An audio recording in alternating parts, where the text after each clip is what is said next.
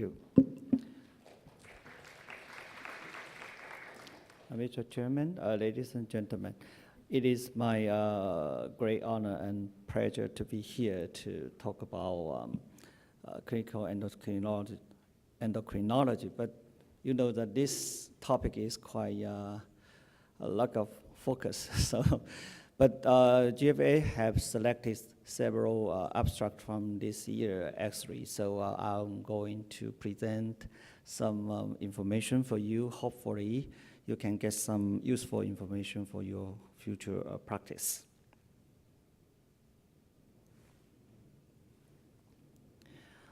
The first topic is a paper from Lindgren from Sweden entitled Effects of FSH Receptor Polymorphisms. We know that it has been frequently studied that non-synonymous single nucleotide polymorphism in the FSH receptor gene at codon 680 has been shown to affect the reproduction in both male and female. And this polymorphism can give rise to two FSH receptor variants, and which are commonly distributed in our general population, with serine at codon 680 less common. So the aim of this present study was to use a broader FSH concentration from 5 to 150 than previously tested to examine whether this location, this polymorphism area can affect the FSH receptor activity in vitro. We know that the method is that the variant of the FSH receptor were cloned and transiently transfected into COS1 cells. This is a cell from African green monkey kidney cell.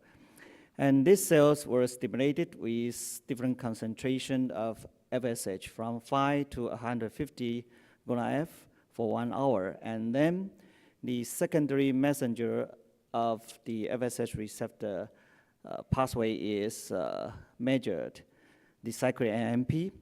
We know that if we look at this figure, you can see that the FSH receptor is actually a G protein coupled transmembrane protein, which use cyclic AMP as a secondary messenger. So cyclic AMP concentration is measured in the culture medium. The result of the study showed that there were no difference in cyclic AMP concentration between the two variants when the cell was stimulated with low concentration of FSH, 5 to 10. However, in response to high concentration of FSH, the serine 680 variant displayed lower cyclic AMP response, indicating that this variant may have poor response to the FSH stimulation. However, I have some comment for you. Is the first, the high concentration FSH used in this study was not physiological because we don't have such a high level of FSH in vivo for most patients. Secondly, the COS1 cells primary origin, so it may not be appropriate for the study. So if you look at the this plot, you can see that asparagine 680, the darker one, the darker bar compared to the serine 680 has a different response of cyclic AMP production after the FSH level is more than 10. So the conclusion of the study was in accordance with previous in vivo finding. This is an in vitro study that the serine 680 FSH receptor variant can exhibit lower activity in vitro when cells are stimulated with high dose of FSH. So this may partly explain the need for higher FSH dose in ovulation stimulation in some patients, especially those who carry serine 680 codon variant. And it also can explain the higher FSH levels and the marginally lower serum counts in male subject with this variant. So now the result suggests us to consider the need to screen patient for the FSH variant. But I think especially for those patients with high FSH level but no more AMH level, or those patients who have experience of poor response to FSH may have the need to screen the FSH receptor variant.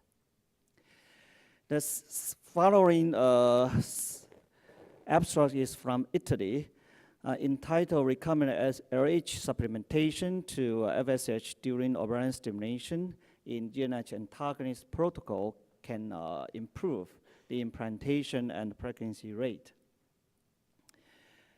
We know that the role of LH in ovarian stimulation continue to be controversial, and this study, a single center randomized study, was aimed to identify the potential benefits of mid-follicular phase LH supplementation in young patients in IVF cycle. Specifically, the objective of this study was to compare the efficacy of LH supplement in ovarian stimulation in a GnRH antagonist protocol for IVF ICSI cycles in young patient, in young good prognosis patient, normal gonadotropic patient. Actually, this kind of study has been done previously. For example, the lower plot, you can see that study in 2011 by Prost showed that in those patients with serum LH level less than 0.5, the supplement of low dose HCG can improve the implantation rate and also the live birth rate, the green bar, compared to the blue bar, which is not supplemented with low dose HCG.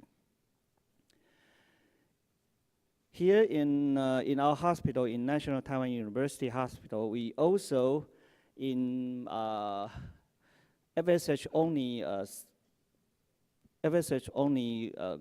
cycles, we have compared patients with LH level less than 0.8 compared with those more than 0.8. And you can see that the early pregnancy loss rate were comparatively lower in those patients with LH level more than 0.8. So if we look at this sentence, you can see that low serum LH level after GnRH antagonist protocol is associated with significantly higher early pregnancy loss. So this study includes 422 patients without ovulatory dysfunction, young, relatively young in first cycle, using two ovarian stimulation schemes. The first is use FSH only, the second use FSH plus recombinant LH.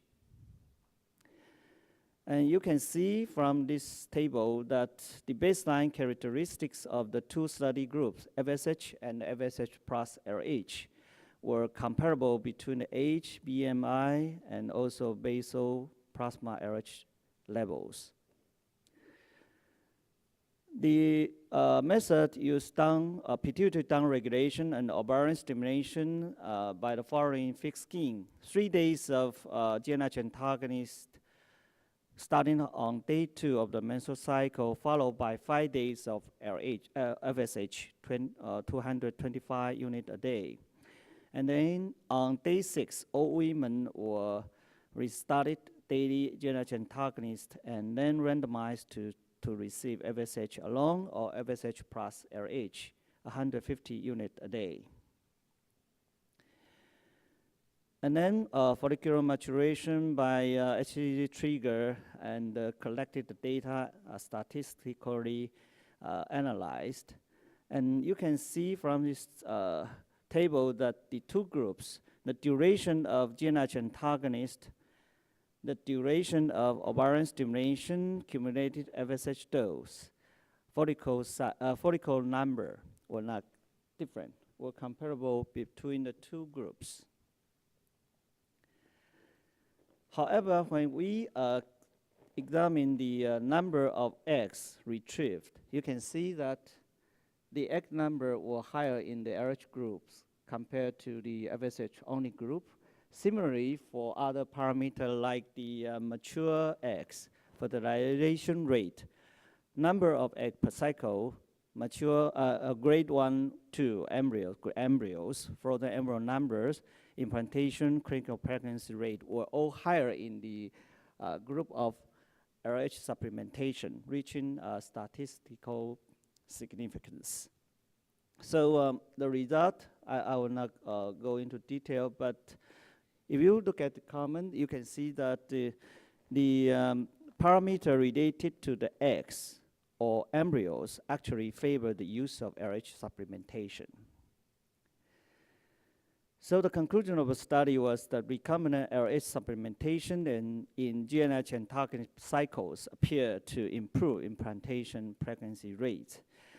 And it may occur through improvement in oocyte quality and uterine receptivity. I have some comment for this. First, this abstract do not provide information about the uterine receptivity.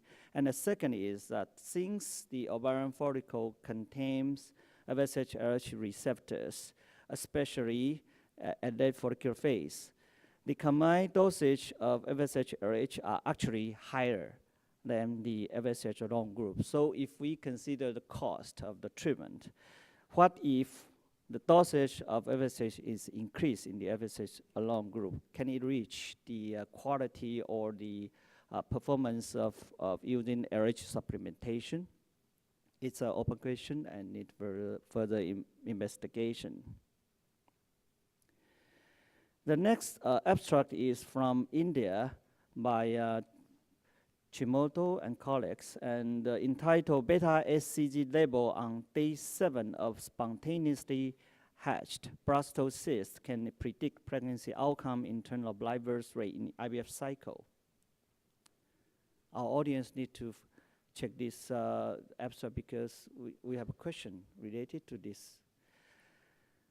Introduction is that the objective of the study was to evaluate the beta HCG level on day 7 after spontaneously hatched or hatching single blastocyst transfer as a biomarker to predict pregnancy outcome in IVF cycle of good prognosis patient.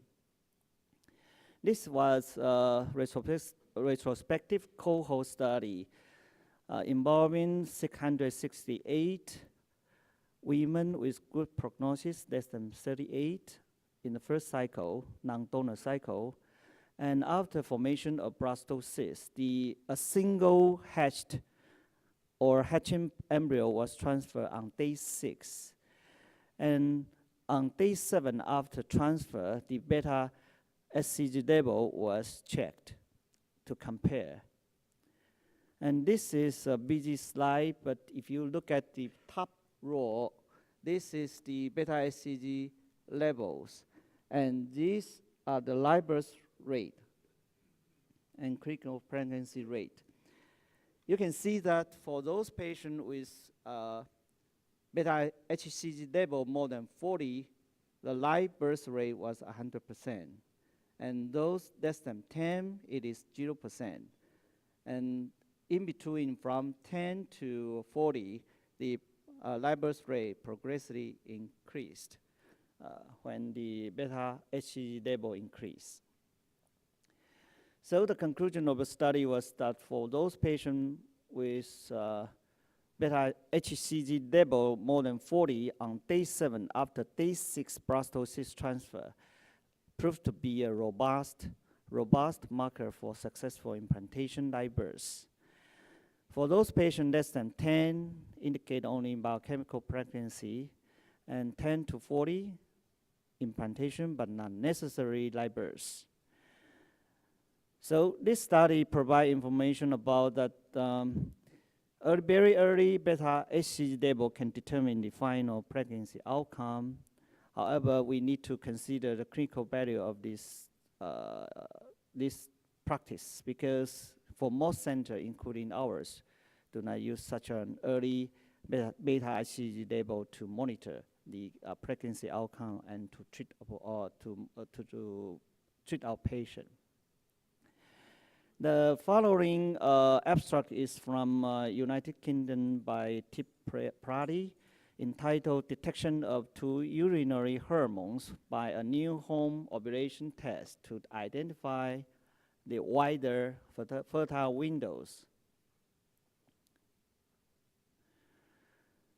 We know that a new home ovulation test called Clear Blue Dual Hormone digital test can detect both the pre-ovular urinary rise in estrone 3 glucuronide, E3G, and LH. This device seeks to identify a broader fertile period than other home ovulation tests, which detect only LH.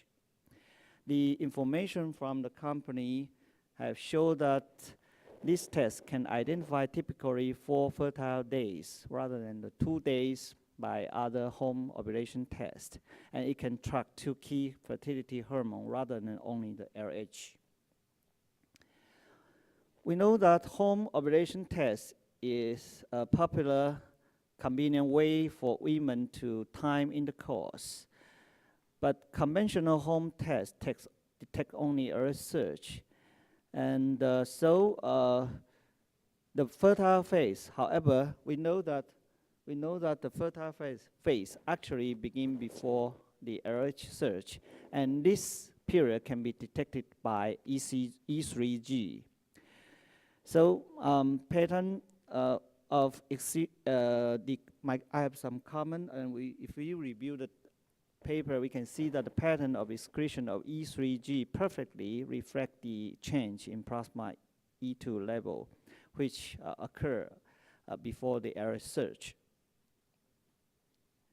So this is a plot to graph to identify the several home ovulation tests, including the dual hormone test in this study and the 2 digital, 3 visual tests. And this is a reference LH surge, day 10, day 0.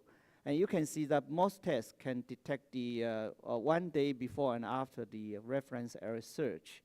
So accurate LH surge can be detected in 78 to 90% by this test. And Clear Blue test, this dual hormone test can have a 90% of detection rate of LH. And dual hormone can detect 2 additional days of fertility in 80% of the cycle before this. So the conclusion of this study was that home ovulation tests differ in their ability to detect the LH surge. And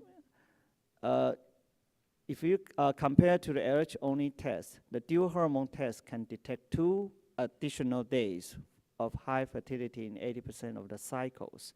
But I have some comment. First is that this study used non-conception cycle for analysis due to practical reason. So the real impact of this test, this dual hormone test on pregnancy outcome is unclear, cannot be explained from this study. Also, so we need more data to support that coitus or IUI at the period before LH surge, which is monitored by this dual hormone test, can actually improve fertility. This needs further evaluation and study. The following abstract is from Spain, entitled Effect of, again, FSH receptor N680S polymorphism in the efficacy of FSH stimulation on donor ovarian response. This is different from the first abstract we described, which is the in vitro study, and this is in vivo study on donor ovarian ovarian response. We know that I will not go into detail because we have described this in previous slide, and but we know that FSH and its receptor play a major role in follicular development and regulation, and we know that ovarian response to FSH actually varies widely among women undergoing ovarian stimulation. And they have previous reports showing that patients with 680, S680 allele need more FSH during ovarian stimulation, indicating that FSH polymorphism have some impact on ovarian response. Clinical studies have also demonstrated that N680S polymorphism on FSH receptor can determine ovarian response. So the objective of this study was to investigate whether this polymorphism has a predictive value for ovarian response in egg donation program. The method of the study was FSH receptor polymorphism was studied in 145 oocyte donors. And this patient undergoing ovarian stimulation used urinary FSH using an antagonist protocol and use GnRH agonist trigger. The main outcome measure include oocyte yield, stimulation days, gonadotropin doses, etc. If we look at the table, according to the FSH receptor genotype, SSSN, which lead to amino acid serine, asparagine. You can see that the antral follicle count were higher in those patients with NN, asparagine, polymorphism. And the gonadotropin doses is lower in this group. Oocyte retrieval number was higher in this group. This data indicating that N680S polymorphism can affect gonadotropin dose, number of oocyte retrieved, and antral follicle count. If we look at the number of the ongoing pregnancy rate, implantation rate, miscarriage rate, they are not different among the polymorphism. So the conclusion of the study was this investigation revealed that in a population of fertile egg donors, FSH receptor polymorphism at codon 680 is associated with different ovarian response. So genotyping FSH receptor at locus 680 together with some additional markers may provide a mean for identify the group of patients of which will proceed to a poor response to FSH. So my comment is that an individual, we know that an individual is embedded with the context of individual's entire genome and also the environment impact. So pharmacogenetics to predict ovarian response will be promising and probably will be helpful. However, we need to consider whether this approach is cost effective. This is an oral section from United Kingdom entitled Anti-Mullerian Hormone has a direct regulatory role on sickle cell function. We know that anti-AMH is a dimeric glycoprotein and it belongs to the TGF-beta BMP superfamily and is known to be useful as a biomarker for ovarian reserve. And it is well documented that granulosa cell can produce AMH and can exert its action through AMH receptor type 2 in an autocrine manner. So if we look at the comment, we can see that earlier study actually also showed that AMH regulation of the androgen production in sickle cell. So very likely AMH can also work on sickle cell. And this study was aimed to extend to confirm the expression of AMH receptor type 2 in the sickle cell and also the direct interaction between the AMH and AMH receptor type 2.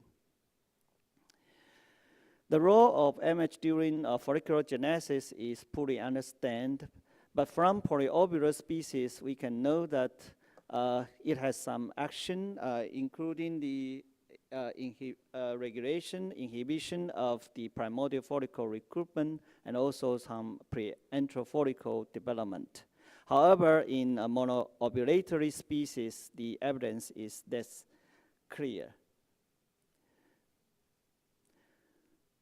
We know that from a previous study, a recent study, 2012, by Campbell, showing that the AMH can also regulate the androstenedione production. High dose of AMH can suppress the production of androstenedione in sickle cell.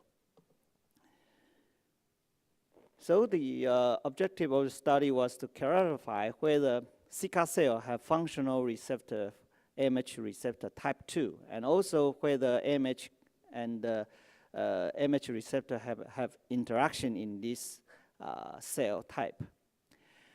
The method was the expression of AMH receptor type 2 AMH transcript in Zika cell and granulosa cell was determined by qPCR and real-time PCR, and AMH receptor type 2 and AMH interactions were visualized by PLA in the Zika cell.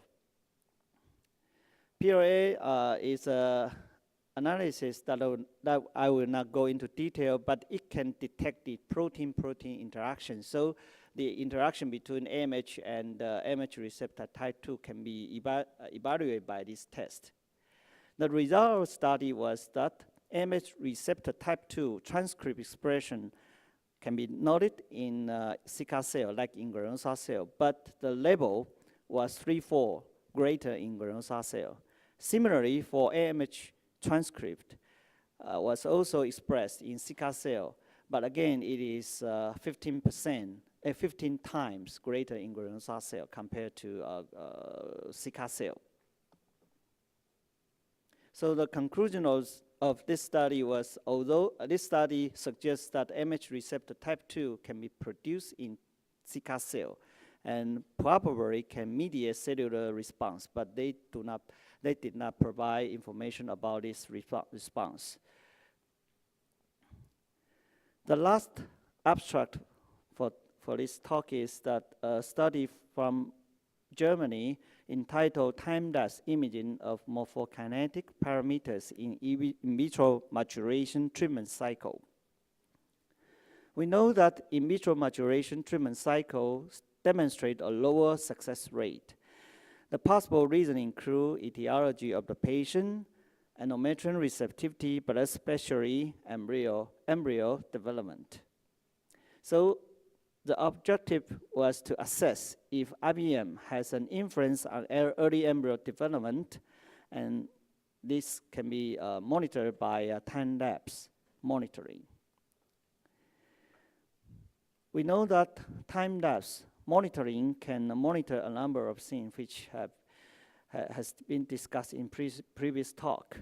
For example, for blastocyst growth, especially expanding, you can see that from 4 cell to 8 cell, for those blastocysts that can finally expand it, the time at 4 to 8 cell is shorter than those that cannot expand. So the quality or the quality of blastocysts can actually be evaluated at early cleavage stage. So the method of study was a retrospective evaluation with study group of all IBM ESHRE cycles, and the control group is the standard ESHRE cycles. For the IBM protocol, the patient was stimulated for 3 days, triggered with SCG, luteal support with estrogen progesterone, and then follicle puncture after SCG, isolation of the cumulus oocyte complex, then culture in IBM medium for 24 hours. And then at the end of maturation, change to Cook culture medium, denudation, and then ESHRE, and then culture in embryoscope in hypoxic culture. A number of morphokinetic parameters were assessed, including extrusion of polar body 2, formation of pronuclei, PN fading, timing from ESHRE to 2 cell, T2, to 3 cell, T3, etc. Duration of 2 cell stage, 4 cell stage, transition from 4 to 8 cell stage, etc. You can see when we compare the overall parameter study group and the control group, you can see that there is no difference of clinical pregnancy rate, blastocyst formation rate, although there is a trend toward higher in the control group. That is a standard ESHRE cycle compared to the IBM ESHRE embryos. The early morphokinetic parameters were comparable between the two groups, but when we evaluate the cell cycle parameters in embryo, which go on to develop to blastocyst, you can see that the duration of 3-cell stage were longer in the IBM embryos compared to the standard ICSI embryos. The time from 4-cell to 8-cell stage, again, is longer in IBM ICSI embryos. So my comment is that there are two significant differences for IBM embryos: longer duration at 3-cell stage and the time to reach 8-cell stage. Again, the duration of 4-cell stage is longer in IBM embryos. So the conclusion of this study was early parameters and early timing up to 4-cell stage are not different between the two groups of embryos. But IBM actually leads to a change in early embryo development, including duration of the 3-cell stage and time to 8-cell stage. And overall development on day 5 is lower with IBM embryos. So the comment is that significant difference occur in embryo from IBM when compared to standard ICSI embryo. And we can see that the main difference is actually in the stage associated with the initiation of embryonic gene activation. Thank you very much. I will thank Professor Chen. A very nice presentation about clinical endocrinology. I think, is there any comment or question from the floor? Do you have any comment from Japan? A friend from Japan?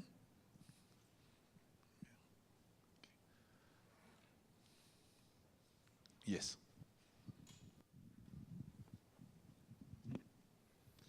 Thank you, Dr. Chen, for your excellent speech. In one of your presentation, you mentioned that using the recombinant LH to adding this LH into our protocol could potentially increase our successful rate.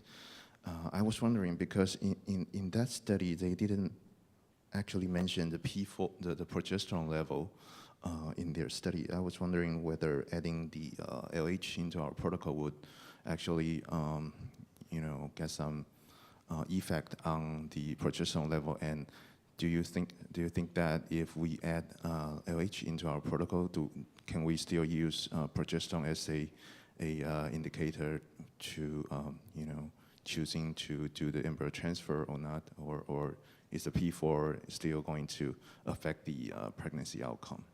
Yeah, this is a good question.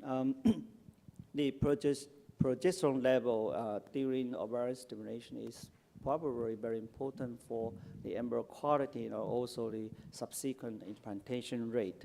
So this is a good issue, but probably not directly related to the LH supplementation, because the supplementation of LH do not actually can greatly increase the progesterone level.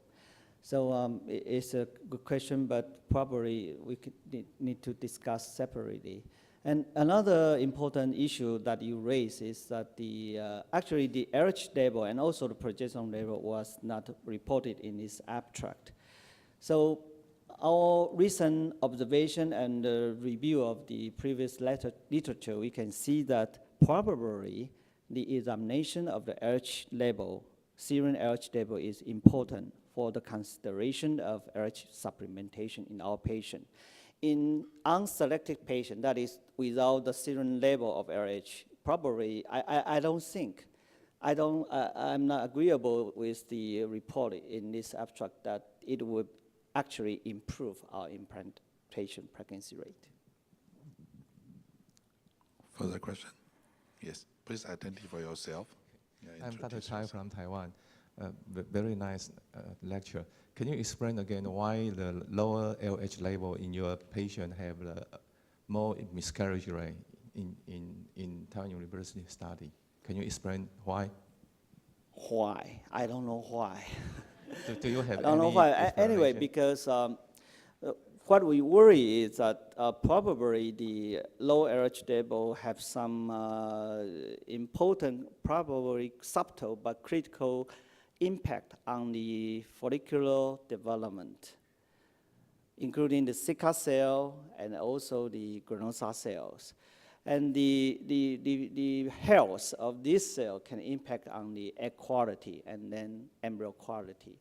So probably the embryo quality was altered or was compromised after the LH level. When the LH level is too low, then the androgen production from Zika cell may be suboptimal, and then the estrogen level in the from granulosa cell or the aromatase expression in the granulosa cell may be compromised because they are related to the expression of FSH receptor also, and then subsequently on aromatase activity. So I don't know, but I think it may have some impact on the quality of the ovarian follicular compartment, and finally on the egg quality, and finally on the embryo quality.